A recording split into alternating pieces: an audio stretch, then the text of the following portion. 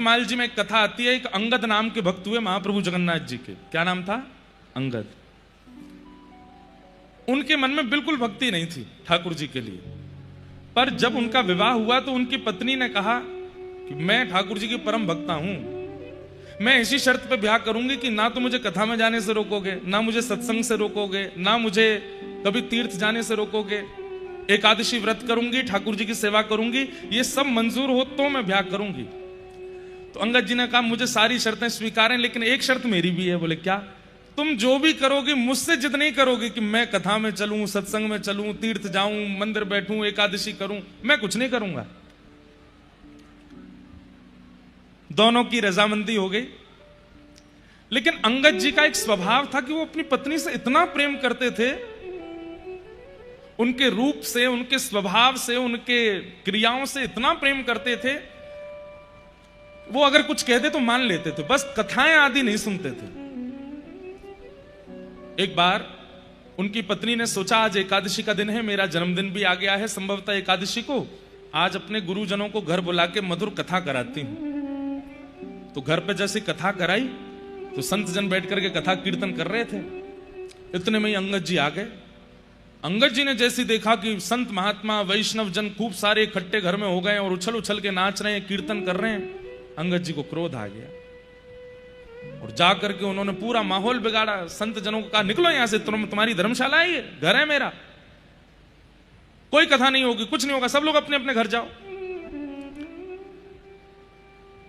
आज उनकी पत्नी ने कहा कि आप भक्ति नहीं करते, कथा नहीं सुनते, मंदिर नहीं जाते, मैंने फिर भी आपसे विवाह किया, लेकिन मैंने पहले ही कहा था कि मेरी क्रियाओं में हस्तक्षेप नहीं करना। अंगद जी बोले मैंने हस्तक्षेप नहीं किया, बाहर चाहे जितना सुनो, घर में कोई नहीं आएगा, मेरा घर है ये। बोले घर में नहीं आएगा, आपको पता चला कि आपके घर में कथा हो रही है तो कथा के बाद मुझे बोल देते कि कल से कथा घर में मत करवाना। ये बीच में इतना माहौल खराब करके और संतों का अपमान करने की क्या आवश्यकता थी? अंगद जी बोले अब तो हो गया, मुझे क्रोध आया। बोले आपसे तो हो गया, लेकिन एक वैष्णव अपराध आपने किया है। अब मैं व्रत लेती हूं आज कि प्राण त्याग दूंगी, लेकिन अपना मुख आपको नहीं दिखाऊंगी, आपका त्याग नहीं करूंगी, आपके यहां रहूंगी, भोजन बनाऊंगी, आप जैसे कहेंगे वैसे रहूंगी, लेकिन अपना मुख नहीं दिखाऊंगी आपको और ना आपका मुख देखूंगी। अंगद जी महाराज तो बड़े उदास हो गए। पत्नी कोई तो देखते थे, वो उसी में ही तो सुख मिलता था उनको। 6 महीने हो गए पत्नी ने मुख नहीं दिखाया। एक दिन अंगद जी बाहर निकले, बड़े उदास हताश जा रहे थे, तो कहीं कथा हो रही थी, ऐसी पंडाल लगा था, लोग बाग बैठ के सुन रहे थे। अंगद जी ने सोचा इस कथा ने ही मेरा घर बर्बाद कर दिया, सुन के तो आऊं, ऐसा होता क्या है कथा में, मेरी पत्नी कथा के आगे, सत्संग के आगे मुझे छोड़ रही है, कथा नहीं छोड़ती, सुनूं तो सही है क्या। आके सबसे पीछे अंगद जी बैठ गए और जैसे ही अंगद जी बैठे हैं, जय हो महाराज, जय, बड़ी कृपा, जय खाटू श्याम भगवान की जय। ऐसा क्या है कथा में? तो कथा में जाके पीछे बैठ गए, अंगद जी सुनने लगे। सुनते सुनते सुनते उनका ऐसा मन लगा, ऐसी रुचि आई, ऐसा प्रेम बढ़ा कथा से, उनको मतलब 6 महीने से जो पत्नी को ना देखने का जो विरह था चित्त में, शांत हो गया। इतना अच्छा लगा। थोड़ी देर बाद सब लोग उठ करके जाने लगे, तो अंगद जी बोले क्या हुआ, आप लोग सब जा क्यों रहे? बोले कथा विश्राम हो गई। अब कब होगी? बोले कल फिर होगी, दोपहर में होगी 3 बजे से, आ जाना। तो अंगद जी महाराज बोले अच्छा मैं आ सकता हूं? बोले हाँ आ जाना। अगले दिन अंगद जी फिर चले गए कथा में, दूसरे दिन फिर सुनी और अच्छा लगा, तीसरे दिन कथा फिर पूरी हो गई। चौथे दिन गए तो वहां कोई आया ही नहीं। किसी से पूछा, बोले भैया क्या हुआ? बोले कथा विश्राम हो गई, 7 दिन की होती है। बोले अब कहां होगी? बोले पास के गांव में हो रही है। अंगद जी वहां गए, इतना सुख और इतना रस उनको आने लगा कथा में, अब तो हर जगह कथा सुनने जाते हैं। एक बार उन्हीं के शहर में कथा हुई, पत्नी से बातचीत हो नहीं रही थी, साल भर हो गया था। कीर्तन गाया व्यास जी ने, तो आगे तो पत्नी नाच रही थी और पीछे श्री अंगद जी नृत्य कर रहे थे। अंगद जी का नृत्य ऐसा था कि नेत्रों से अश्रुपात, रोम रोम कंपायमान, प्रेम के सारे लक्षण प्रकट होने लगे। सब लोग उनको देखने लगे। व्यास जी भी मंच से कहने लगे, देखो कैसा अद्भुत भक्त नृत्य कर रहा है। आगे नृत्य कर रही पत्नी ने कहा, मैं भी दर्शन करूं, कौन से भक्त हैं? पीछे देखा तो अंगद जी, ये तो मेरे पतिदेव है, ये आज नाच कैसे रहे हैं? थोड़ा और पास जाकर के देखा तो नेत्रों से अश्रु, कोई आडंबर नहीं था, वास्तविकता। कुछ नहीं कही, चली गई। घर पर आज घूंघट नहीं कर रखा था। अंगद जी जैसे आए तो अंदर आकर के देखा और पत्नी से बोले, देवी तुम घूंघट नहीं कर पाई हो, मुख ढक लो अपना, मैं आ गया हूं घर पे। पत्नी ने कहा, अब घूंघट नहीं करना है। क्यों? अब क्यों नहीं? बोले, अब आप वैष्णव हो गए हो, अब आप भक्त हो गए हो, अब मेरे को ये नियम धारण नहीं करना है। अंगद जी बोले, देवी बुरा नहीं मानना। क्या? 6 महीना पहले तुम्हारा रूप देखने में बहुत आनंद आता था, पर अब जब से कथा आई है ना जीवन में, अब तुम नहीं, अब तो मुझे ठाकुर जी को देखने का मन है, अब तो प्रियालाल जी को देखना। चरित्र बहुत अच्छा है। फिर उन्हीं अंगद जी महाराज ने एक बार कहीं से मणि ली और उनके मन में था, मैं पहली बार जगन्नाथपुरी दर्शन करने जाऊंगा, ये मणि महाप्रभु जगन्नाथ जी को अर्पित करूंगा। लेकिन राजाओं ने उनको बंदी बना लिया और मणि जब मांगने लगे तो उन्होंने सामने ही सरोवर देखा और जगन्नाथ जी से कहा, नाथ आप कोसों दूर हो मुझसे, लेकिन आप आजान बाहु हो, महाबाहु हो, मैं आपके पास नहीं आ सकता, मेरी मणि को आप स्वीकार करो। और उन्होंने वो मणि उस सरोवर में डाल दी। राजा ने पूरा सरोवर खलवा दिया, लेकिन मणि नहीं मिली। अंगद जी से पूछा, कहां मणि है बताते? बोले कि जिनके लिए थी उनके पास गई। बोले, अच्छा जगन्नाथपुरी में? बोले, हाँ, चलो लेके चलो इसको बंदी बना के, अगर जगन्नाथ जी के पास मणि नहीं मिली तो तेरा सर धड़ से अलग कर देंगे। हाथों में हथकड़ियां, पैरों में बेड़ियां बांध करके अंगद जी को जब जगन्नाथ मंदिर में लेकर के गए, कपाट खुलते ही देखा तो महाप्रभु जगन्नाथ जी ने उस मणि को अपने मस्तिष्क पर धारण कर रखा था। आज तक महाप्रभु जगन्नाथ जी उस मणि को धारण करते हैं। सोचिए। तो जिन बहन का ये प्रश्न आया कि पति हमारे विमुख हैं, क्या करें? अगर पति धर्म का निर्वहन करते हैं और कथा आदि से इतनी प्रीति नहीं है तो आप इतनी चिंता मत करो। आप भी इनकी पत्नी की तरह कोई नियम ऐसा बना लो कि पति, कुछ मत करना भैया, मैं कहीं पता चली मैं ही फंस गया, कुछ मत करो, ठाकुर जी चाहेंगे तो अपने आप भक्त हो जाएंगे। पता चली चंडीगढ़ में एक घर में विवाद करवा गए महाराज जी।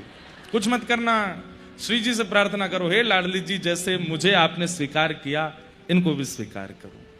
बंधुओं, आप क्या सोचते हैं कि आपका मन होता है इसलिए कथा में आते हो? नहीं। मानव अपनी इच्छा से ना तो कथा सुनता है, ना कीर्तन में जाता है, ना धाम जाता है। श्री जी हमसे पूर्व से ही प्रसन्न हैं, पूर्व जन्म से ही हमारा भजन है, बस किसी कारण से कोई अपराध बना कि हमें पुनर्जन्म लेना पड़ा है। वास्तव में किशोरी जी, श्री जी चाहती हैं, इसीलिए हम कथा में आ रहे हैं। तो जो नहीं आ रहे हैं उनके लिए प्रार्थना करो कि हे श्री जी, इनको भी स्वीकार करो, इन पे भी कृपा करो। जिद नहीं कर सकते, क्योंकि जिद करके आप भक्ति का और मजाक बनवा देंगे। इसलिए बस प्रार्थना करो।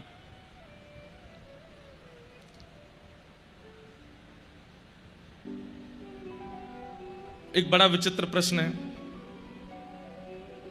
कुछ मांगने नहीं आया हूं, बस एक मन में इच्छा थी आपसे मिलने की और एक प्रश्न था। 7 साल से एक कन्या से प्रेम करते हैं पूरे भाव से, उसका बन के रहा, लेकिन 1 अक्टूबर यानी कल उसने किसी और से रिंग सेरेमनी कर ली है। और हंस क्यों रहे हो? बेचारे का दिल टूटा है, आप हंस रहे हो, मैं भी नहीं हंस रहा हूं।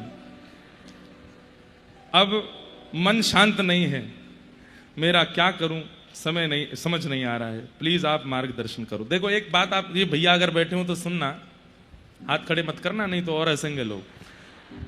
हंसे क्यों सब लोग? क्योंकि सबको पता है कि ये वास्तविक प्रेम था ही नहीं, इसीलिए सबको हंसी आई। मजाक पे हंसा जाता है या फिर जो असत्य होता है उस पर हंसी आती है। मेरा ये बोलते ही, और जब मैंने पढ़ा तो मुझे भी हंसी आई। क्यों भाई? जिस पे गुजरती है वो तो रोता है कि मेरे साथ हो रहा है और तुम लोग हंस रहे हो। अरे भाई, जब तुम थोड़ा समझ जाओगे फिर किसी और के साथ होगा, तुम भी हंसोगे। जब हम हंसे क्यों? हम उस व्यक्ति की दुर्बलता पे हंसे। बताओ, 7 साल में जो प्रेम था ही नहीं उसको प्रेम मान के रहा, इसलिए हमको हंसी आई। संसार में कोई अपना नहीं है, इस बात को जीवन में धारण जिस दिन कर लेंगे, आपसे ज्यादा सुखी कोई नहीं है उस दिन। केवल गोपाल जी मेरे हैं, केवल श्री जी मेरी हैं। और ये भाग्यशाली बालक है जिसने ये पत्र भेजा है। बहुत अच्छा हुआ कि विवाह नहीं हुआ, उससे पहले ही सच्चाई पता चल गई, और ज्यादा आप समीप आ गए होते और आपका विवाह आदि कुछ हो गया होता, फिर कोई बात निकल के फिर कहां जाते बेचारे।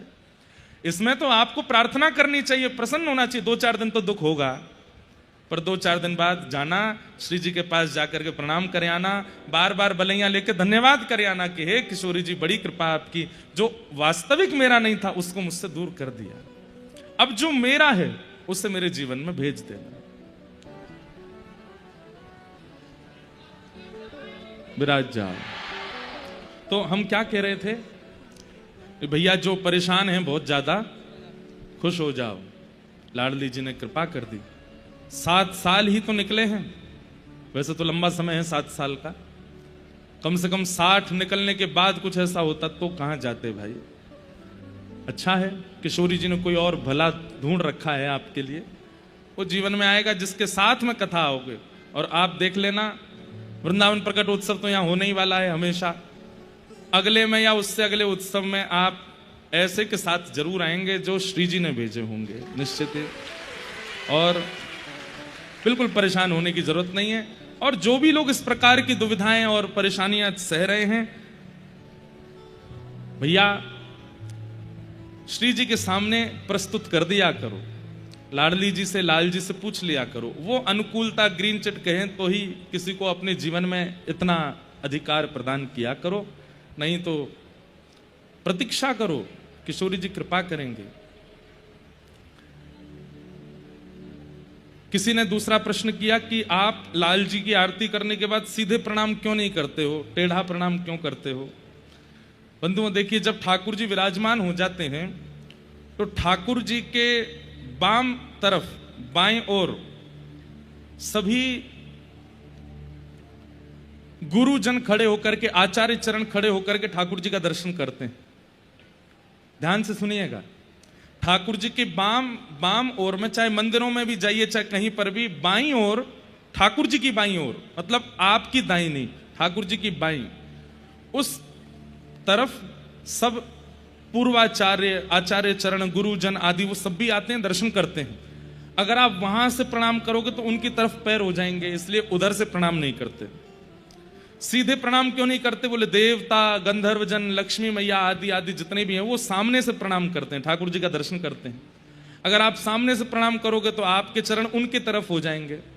तो यहां गुरुजन हैं, सामने देवतागण हैं, दोनों की तरफ चरण ना जाएं, इसलिए ठाकुर जी की दाहिनी ओर से प्रणाम किया जाता है, दाएं से बाएं की ओर ठाकुर जी की, आपकी बाम से दाहिने की ओर, वही प्रणाम की विधि होती है। जिनको नहीं पता उनको अपराध नहीं लगता, पर पता लगने के बाद भी अपराध नहीं करना चाहिए।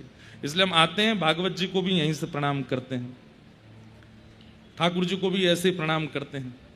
इसलिए ठाकुर जी को सीधे प्रणाम नहीं करते, और ठाकुर जी के बाम ओर से प्रणाम नहीं करते, दाहिने से ही प्रणाम करते हैं, उसका शास्त्रीय नियम है। इसलिए हम यहां से प्रणाम करते हैं। जब आप आरती करने के बाद ठाकुर जी को मिरर क्यों दिखाते हो, मिरर नहीं, उसको आरसी बोलते हैं। क्या बोलते हैं, है तो वो मिरर ही, पर आरसी मतलब ठाकुर जी दर्पण देखते हैं। क्यों देखते हैं, आप कथा में आने से पहले काय को शीशा दिख के आते हो, बाल वाल अपने बढ़िया करके आते हो, क्यों, अरे भाई कहीं जाते तो नहीं ठीक ठाक। ऐसे ठाकुर जी भी आरती कराने से पहले कहने मुंह दिखा तो दे, मैं लग के सो रहा हूं, इतनी जनता मुंह को देख रही है, मुंह को दिखा।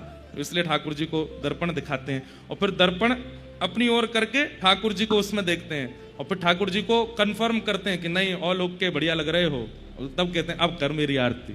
एक भाव। दूसरा भाव, ठाकुर जी का जो श्री अंग है वो ठाकुर जी हैं, और जो श्रृंगार है वो किशोरी जी हैं। मुकुट से लेकर के पैर की पाजे तब जो भी ठाकुर जी धारण करते हैं सब किशोरी जी। तो ठाकुर जी यूं कह, मैं नेक मुंह को दिखा तो सही, आज किशोरी जी कितनी आई है मेरे ऊपर। तो ठाकुर जी जब प्रतिबिंब देखते हैं तो अपने श्रृंगार में किशोरी जी का दर्शन करते हैं। और दूसरी बात, प्रतिबिंब में हर चीज उल्टी हो जाती है। ठाकुर जी मुकुट पहनते हैं इधर, पर हमारी किशोरी जी सब कुछ धारण करती हैं, चूड़ामणि धारण करती हैं इधर। तो जैसे ही आप प्रतिबिंब ठाकुर जी को दिखाते हैं उसमें ठाकुर जी का प्रतिबिंब उल्टा, सब श्रृंगार विपरीत हो जाता है। तो वो विपरीत श्रृंगार जो है वही किशोरी जी हैं। तो ठाकुर जी किशोरी जी से आज्ञा लेते हैं कि मैं सबन को दर्शन दे दूं, तो अपने प्रतिबिंब में किशोरी जी को देखते हैं। और अंतरंग रहस्यात्मक कई भाव हैं ठाकुर जी को आरसी दिखाने के, ये मुख्य भाव हैं, इनको आप सुन लीजिए। अब प्रश्न उत्तर सबको हम प्रणाम करते हैं, बहुत सारे हैं, लेकिन ये विशेष भाव हैं। कल हम लोग बड़े प्रेम और भाव से ठाकुर जी वृंदावन आ गए हैं, ये लीला सुन रहे थे। बंधुओं, एक बात हमारी ध्यान रखिएगा, कई लोगों का किशोरी जी के प्रति बहुत भाव है। अभी एक नया भाव शुरू हुआ है, उनको श्री जी के प्रति बहुत भाव है, परंतु ठाकुर जी के प्रति इतनी प्रीति नहीं। कईयों का ठाकुर जी के प्रति बहुत प्रेम है, श्री जी के प्रति इतना प्रेम नहीं। हमारे श्री राधा वल्लभ और हरिवंश परंपरा में श्री जी प्रधान हैं, पर इसका मतलब यह नहीं है कि ठाकुर जी को वो पीछे रखते हैं। वो ठाकुर जी को ही श्री जी मानते हैं, उनके लिए ठाकुर जी श्री जी भिन्न नहीं है, एक ही है।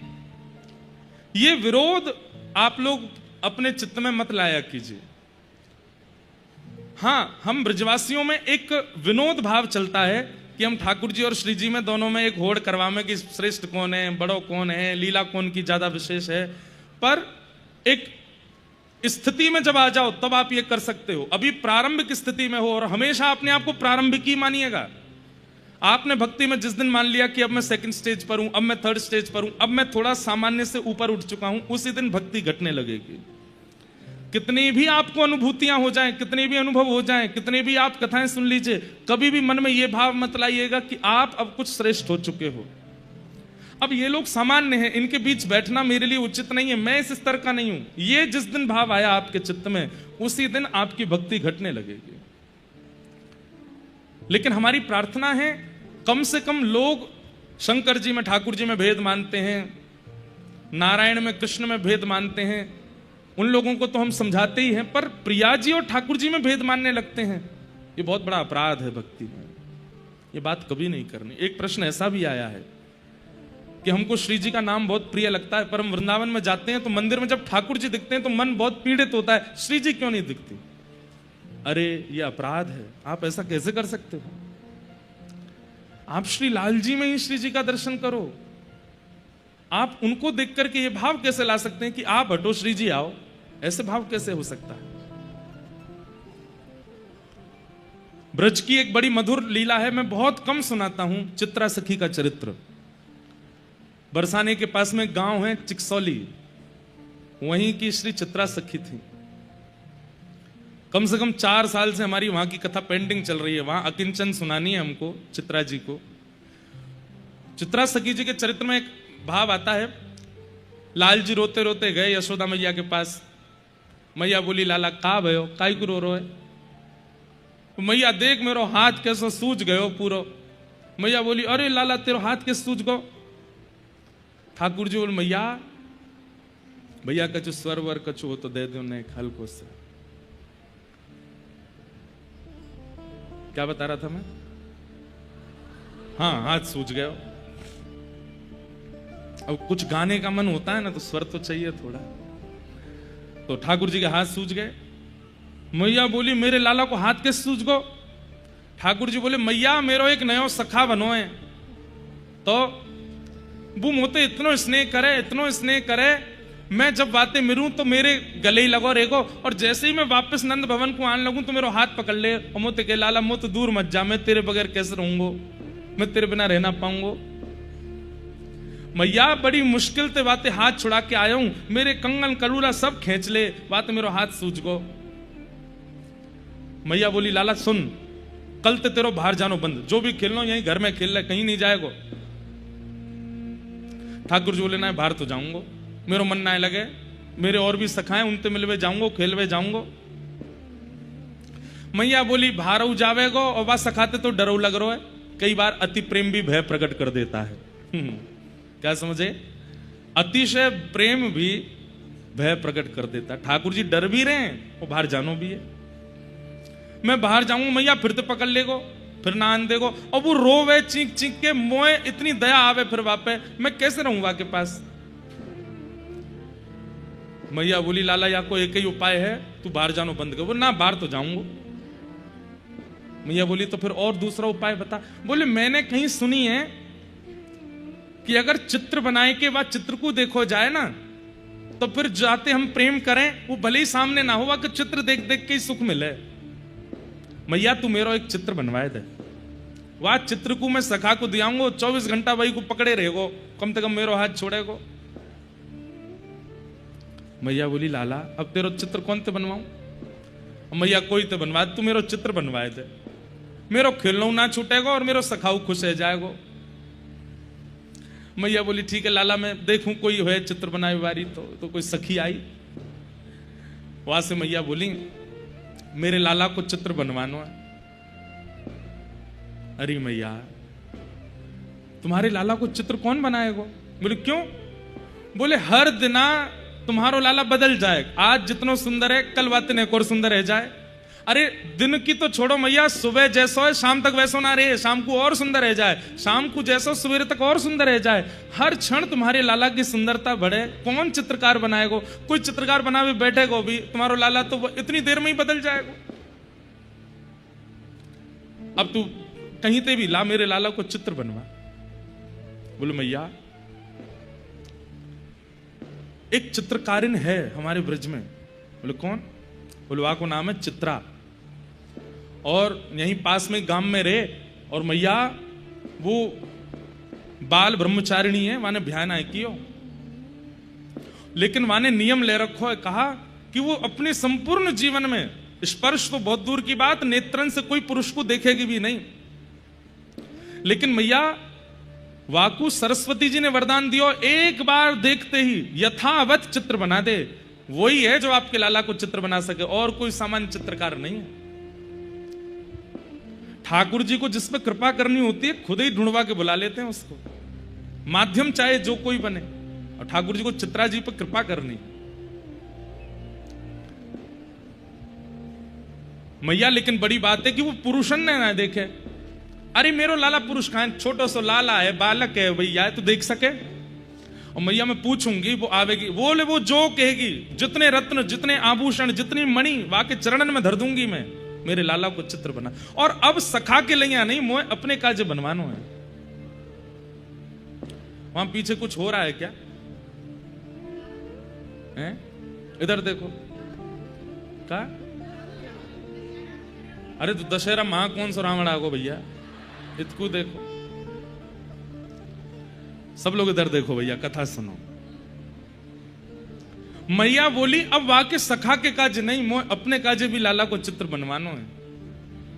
लाला जब वन में जावे तो मोए वाकी याद आवे तो मैं वो चित्र देख लूंगी। बंधुओं सोचिए चित्र की कितनी महिमा किसी समय पे थी। आज तो बहुत सहज हो गया है, फोटोज सोशल मीडिया सब कुछ। कहीं ना कहीं थोड़ा हम लोग बहुत इजी हो गए हैं, इसलिए प्रेम भी घट गया लोगों में, प्रेम का मतलब जानना भूल गए लोग। असहजता में भी प्रेम बढ़ता है। मैया बोली तू चित्रा को लेके आ, वही ते अपने लाला को चित्र बनवाऊंगी। सखी गई है, चित्रा सखी को लेवे। यहां ठाकुर जी मैया की गोद में बैठे, मैया तू मेरा चित्र बनवाए रही है? बोले हाँ लाला, एक चित्रा सखी आ रही, वो बनावेगी। मैया कैसे बनवावेगी? बोले जैसो है वैसो बनवाऊंगी। मेरे हाथ ऐसे बनवाइयो मैया? बोले हाँ ऐसे बनवाऊंगी। मेरे पाम ऐसे बनवाई दियो मैया? बोले हाँ ऐसे बनवाऊंगी। ठाकुर जी बोले जे वारो मुकुट पहन के आऊंगा मैया, वो बनवाइयो? बोले हाँ वही बनवाई दूंगी। मैया बोली लाला तू कहनो तो कछु और चाह रहो, बताए दे असली बात। बोलो मैया ने बात यूं कह दियो, कारो रंग ने कम डारे ने गोरो बनाए दे, मैया ज्यादा वो सांवरो नहीं बनावे। अरे लाला तू कैसे बात कर, जैसो वैसो ही तो बनवाऊंगा ना, ऐसा तो मैं हूं मैया। अब चित्रकार तो पलट फेर कर सके ना। दारी को ब्रह्मा मेरे पास आयो नहीं या तो गोरो बनवा तो खुद को, लेकिन ये चित्राणी तो आ रही है ना, यात ने गोरो बनवाई दियो मोए। आपको ब्रजभाषा समझ आ रही है ना? ठाकुर जी की भाषा है, सीख लो, बड़ा आनंद है हमें। चित्रा सखी के पास सखी गई और जाए करके बोली चित्रा जी प्रणाम। चित्रा सखी बोले अरे आओ आओ, कैसे आई? बोले एक काम है आपसे। बोले कहा काम है? बोले हमारे ब्रज के राजा नंद बाबा, उनकी गृहिणी यशोदा मैया ने आपको बुलाया है। बोले मोते का काम है उन्हें?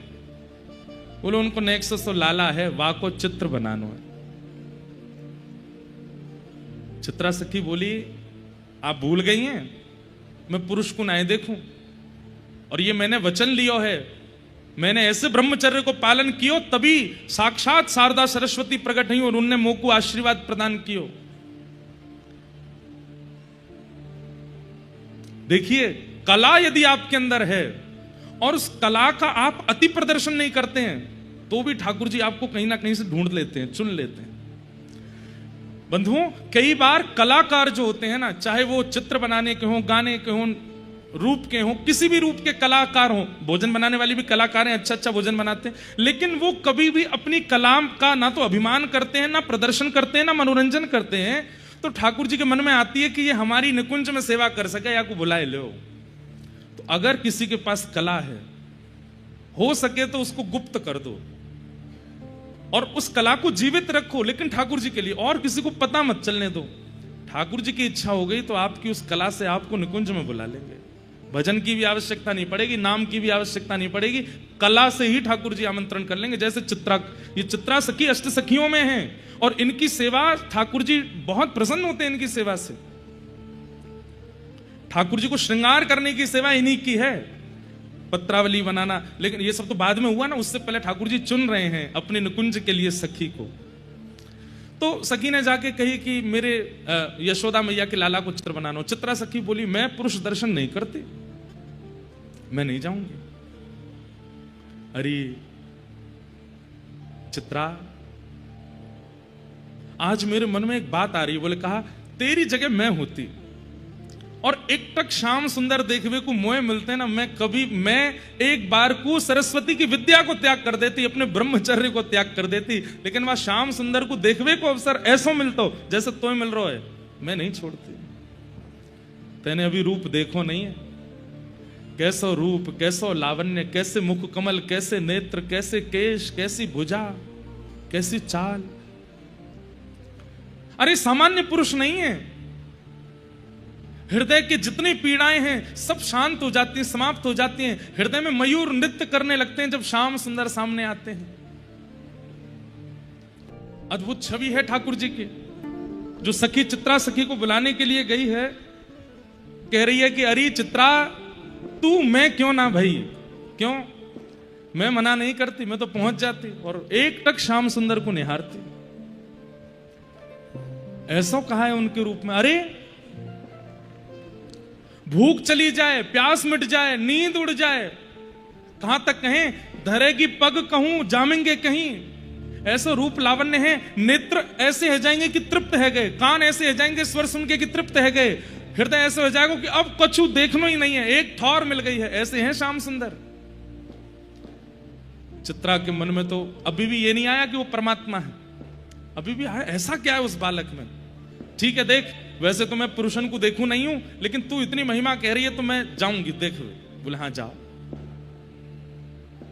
और ये ज्यादा जो थोड़े बहुत अहम में और थोड़े घमंड में जाते हैं ना ठाकुर जी के पास, उनके चूर करने के लिए तो ये बैठे ही रहते हैं। चित्रा सखी का ये देखूं तो सही, ऐसा कहा है भाई, इतनी महिमा गा रही है वाला अल्लाह की। चित्रा सखी आई द्वार पे, यशोदा मैया बाहर आई। यशोदा मैया का भी स्वभाव है, वो सबको भीतर नहीं बुलाती, बाहर ही मिल लेती हैं सबसे। क्योंकि यशोदा मैया का भी ये मन है, मैं लाला ना दिखाना पड़े, मैं ही बता दूं और ये सुन के बना दे। तो मैया गई, अच्छा तुम ही हो चित्रा? बोले हाँ मैं ही हूं। मैया आप जल्दी अपने लाला को मुख दिखाए दो, एक बार देख लूं, फिर चली जाऊंगी, बनाऊंगा को चित्र। कितने दिन लगेंगे? बोले कल सुबह तक दे दूंगी। बोले इतनी जल्दी? सरस्वती जी की कृपा है मुंह पे, एक बार कोई दिख जाए, एक झलक देखते ही सब बता दूंगी कैसे बने वो चित्र। अच्छा देख, मेरो लाला बड़ो सीधो है, बड़ो भोरो है, ऐसा गोल मटोल सा वाको मुखमंडल है, कमल जैसे वाके नेत्र हैं, सुंदर घुंघराले केश हैं। वो घुंघराले केश कभी कभी यहाँ आगे को आ जाएं, पीछे तक लटके रहें, उनमें यहाँ जूड़ो बनाए के ऊपर मोर पिछ पहने, हाथन में कड़ूला। चित्रा सखी बोली आप मुझे बता क्यों रही हो? दिखा दीजिए। दिखाना पड़ेगा? बोले हाँ अभी सो रहो है, अभी ना दिखा रही, तू सुन ले, सुन के बनाए दे। मैया ऐसे कैसे होगा, बिना देखे कैसे? बोले अच्छा जब तक उठे ना तब तक सुन तो ले, कैसे हो? बोले हाँ बताओ। बड़ो भोरो है, सीधो है बिल्कुल, ऐसा रे बिल्कुल कोई माटी को मथोना सो, पीतांबरी पहने, 2 दतुइयां हैं, ऐसे घुंघराले केश हैं, सिर पे अपनी मोरपिच्छ पहने। तो मैया बैठी है यहां पे, सामने चित्रा सखी बैठी है, और मैया जहां बैठी है वहीं ऊपर एक खिड़की है, वह खिड़की में पर्दा लगो भयो। ठाकुर जी वहीं खड़े खड़े सुन रहे हैं मैया कहा बता रही है। मैया ने जैसे कि बड़ो सीधो पीतांबरी पहने, मोरपिच्छ पहने, सोई ठाकुर जी ने अपने सबरे लत्ता उतारे, सब लत्ता उतार के कपड़ा उतार कर सोई खोल करके पर्दा ऐसे करे खड़े है गए। अब नीचे मैया कह रही है बड़ो सीधो है, पीरे वस्त्र पहने, ऐसा माटी को सो मत होना, और ऊपर चित्रा सखी देख रही है, हाज हरी देखे नंगम नंगा बिल्कुल नंगम नंगा ऐसे मटक रहे हैं ऊपर। चित्रा बोली अच्छा सीधो है तुम्हारो लाला, हम बड़ो सीधो है। बोले मुझे तो लगनारो ने को कहाँ है। इतने में ठाकुर जी पर्दा कर लें और तुरंत पीतांबरी पहन करके बिल्कुल ऐसे हाथ थोड़ी पर धर के फिर पर्दा, हाँ मैया बुलाए रही, देखो बैठो तो है कैसे सीधो, ए चल पर्दा बंद कर ले, बाहर मत आवे। हाँ तो बड़ो सीधो मेरो लाला, नेक तो देख ही लियो। पीली पोशाक ही पहने, लाल नीली गुलाबी आए पसंद ना है। इतने में ठाकुर जी लाल पोशाक पहने आए और तुरंत पर्दा खोल करके फिर मटकन लगे आगे। चित्रा सखी बोली मैया तुम्हारा लाला लाल ना पहने, ना पहन खड़ो तो है। जैसे मैया देखें सोई पर्दा कर लें, फिर उतार के फिर पीरी पहने आए, हाँ मैया तेने बुलाई, पीरी तो है। अब वो इतनी द्रुत गति से अपना रूप बदल रहे हैं और ऐसी ऐसी लीला कर रहे हैं, चित्रा सखी को तब को अनुभव नहीं हुआ। फिर ठाकुर जी ऊपर से बोलने लगे मैया जाते यो कह दियो मुंह को गोरो बनाए दे, देख मेरो जैसो रंग है, यहां में नेक गोरो रंग और डायर दियो, नेक यहां में चूनो मिलाए करके बनाइयो, नेक में गोरो सा लगूं। चित्रा सखी को तब तो अनुभव नहीं हुआ, लेकिन जैसे ही लौट करके वापस जाने लगी है, ठाकुर जी ने अलग अलग रूप बना करके उसके सामने आकर के जो छाप उसके नेत्रों में छोड़ दी है। चलते चलते जाना था बरसाने की ओर, पहुंच गई जमुना जी की ओर, और फिर वहां जाकर के बोले मैं रास्ता कैसे भूल गई, ये मार्ग तो नहीं था मेरी कुटिया का। फिर पीछे की तरफ जाती है, लेकिन वही छवि, वही स्वरूप, वही स्वर कानों में गूंज रहा है, नेत्रों में घूम रहा है। और चित्रा सखी बस कभी देखती है कि पेड़ पर वही चंचल गोपाल दिखाई दे रहे हैं, कभी देखती है कि गैया चराते भाई वही श्याम सुंदर दिखाई दे रहे हैं, कभी कोई तालाब पोखर आ जाता है तो उसमें वहीं बैठ जाती है, उसमें नहाते हुए ठाकुर जी दिख रहे हैं। सब जगह चित्रा को वही स्वरूप दिखने लगा।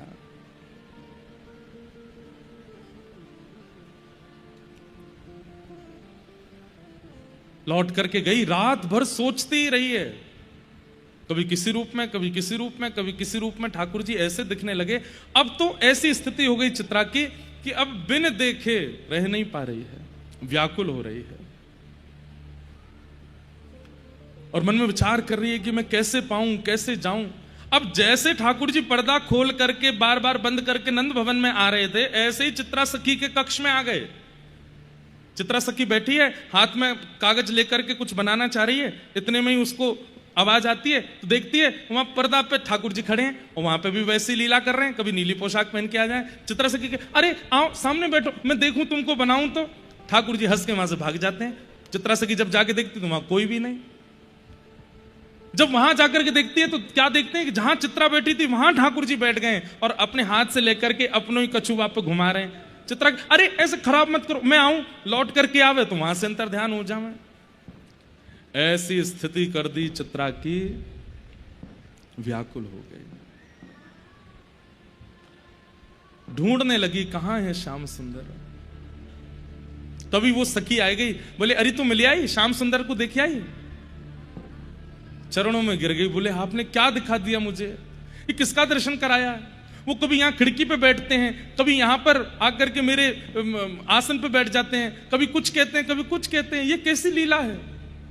और मुझे वही वही क्यों दिख रहे हैं, दिख भी रहे हैं और मन भर भी नहीं रहा है।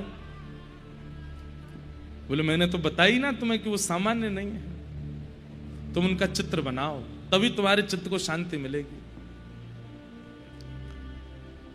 चित्रा सखी चित्र बनाने बैठी, 2 दिन निकल गए हैं, अभी तक प्रारंभ भी नहीं कर पाई है, ठाकुर जी का चित्र नहीं बन पा रहा है। यहां पर यशोदा मैया बार बार सखियों से पूछवा रही हैं, अरे पूछ क्या हो, चित्रा ने चित्र बनाया हो कि नहीं, नहीं बना पाई। तब अंत में चित्रा अपनी अपनी विद्या का जो इतना उनको गुमान था, अपनी उसका इतना ब्रह्मचर्य का इतना गुमान था, सब नष्ट हो गया। अपनी सरस्वती बाग देवी उनको सिद्ध थी, तुरंत हाथ जोड़ करके कहा, हे मैया प्रकट हो। प्रार्थना करने लगी, सरस्वती मैया प्रकट हो गई। प्रकट होकर के बोली, कहो चित्रा क्या बात है? मैंने एक स्वरूप देखा है, और वो रूप जब से देखा है वो रूप मेरे नेत्रों में बस गया है, चित्त में बस गया है, रोम रोम में बस गया, पर चित्र के रूप में प्रकट नहीं हो पा रहा है। सरस्वती मैया बोली, किसको देखा? बोली, यशोदा जी के लाला नंद नंदन। सुनते ही सरस्वती जी आसन पर, तुम उनको देख के आई हो? तुम उनका दर्शन करके आई हो? बोले हाँ। बोले, श्री कृष्ण चित्त में है, मस्तिष्क में है, रोम रोम में है, लेकिन प्रकट नहीं हो पा रहे हैं। इसका मतलब है तुमसे कोई अपराध बना है, कोई तो अपराध तुमने किया है। चित्रा बोली, मैंने कोई अपराध नहीं किया, मैं तो कभी कुटिया से जाती नहीं, किसी का क्यों अपराध करूंगी? सरस्वती बोली, हमें देखने दो क्या अपराध है। तब सरस्वती जी ने अपराध ढूंढा, और अपराध क्या मिला कि जब बरसाने की सब सखियां श्री जी के साथ में दही बेचने के लिए जाती हैं, श्री जी दही बेचने नहीं जाती, श्री जी का मन नहीं लगता तो सब सखियों के संग जाती हैं। तो जब कभी भी वो सामने से निकलती हैं, चित्रा आकर्षित तो होती है उनकी ओर, लेकिन मन में सोचती, पता नहीं कोई गोप की लाली है, सामान्य सी कन्या है, इस पे पता नहीं मेरा चित्त क्यों आकर्षित होता है। तुमने उन गोप लाली को, वृषभानु लली को सामान्य कन्या माना है, ये अपराध तुमसे हो गया है। तुम जिन श्री कृष्ण को देख करके आई हो, उनकी आह्लादनी शक्ति है वो किशोरी जी। जब तक तुम उनको उस भाव से नहीं देखोगे, तब तक श्री कृष्ण चित्र में प्रकट नहीं होंगे। तुम्हारा उनके प्रति अपराध बना है, उस अपराध को दूर करो। सोचिए ठाकुर जी कैसे लीला कर रहे हैं। चित्रा सखी को अपने पास बुलवा के, रोम रोम को व्याकुल करके, और फिर सरस्वती जी को प्रकट करवा के उसका अपराध बता रहे हैं कि तुमने श्री जी के प्रति अपराध किया है। तुम उनको सामान्य गोप कन्या समझते हो। चित्रा सखी दौड़ करके गई, सखियों के बीच में श्री वृषभानु नंदिनी बैठी हैं, जाकर के चरणों में प्रणाम किया, हे महारानी, हे करुणामयी, कृपा करो, मैंने आपको सामान्य गोप कन्या समझा, सामान्य एक स्त्री माना, और आपके प्रति कई दुर्भाव मेरे चित्त में आ गए थे। चित्रा सखी जी के मन में कभी कभी यह भाव भी आ जाता था कि भले ही कितनी भी सुंदर हो, भले ही कैसी भी हो, पर मेरी जैसी ब्रह्मचारिणी थोड़ी है इस पृथ्वी पर, मुझे क्षमा कर दे, मेरे मन में ये अपराध आ गया। किशोरी जी ने तुरंत हाथ फेर करके हृदय से लगाया, अरे चित्रा, तो को मैंने स्वीकार किया, अरे ललिता विशाखा, या को तिलक करो, या को लीला में लेके चलेंगे, क्यों इतना विरह व्याकुल रह रही है? बोले, पहली तुम इससे अपराध हुआ, अपराध को क्षमा करें, और दूसरो मेरे पास विद्या है कि मैं एक बार किसी को देख लूं तो वह को स्वरूप प्रकट है जाए। मैंने नंद नंदन मोहन देखे, अभी तक उनका चित्र प्रकट नहीं हो पा रहा है। ललिता जी तुरंत बोली, अरे श्री नंद नंदन को चित्र तो किशोरी जी की कृपा से प्रकट होएगा, और कोई में सामर्थ्य नहीं है प्रकट करने की। जैसे ही किशोरी जी ने हस्त कमल फेरो है, बोले अब जाओ। और जैसे ही चित्रा सखी गई हैं, जाकर के उठा करके ठाकुर जी को चित्र, इतना सुंदर चित्र बना, इतना सुंदर चित्र बना कि उसे कोई राधा भाव से देखे तो ऐसा लगे वो किशोरी जी हैं, और कोई कृष्ण भाव से देखे तो ऐसा लगे नंद नंदन श्याम सुंदर है। विश्व में सबसे पहला चित्र श्री कृष्ण का किसी ने बनाया तो वो श्री चित्रा सखी जी ने बनाया, किशोरी जी की कृपा से बनाया।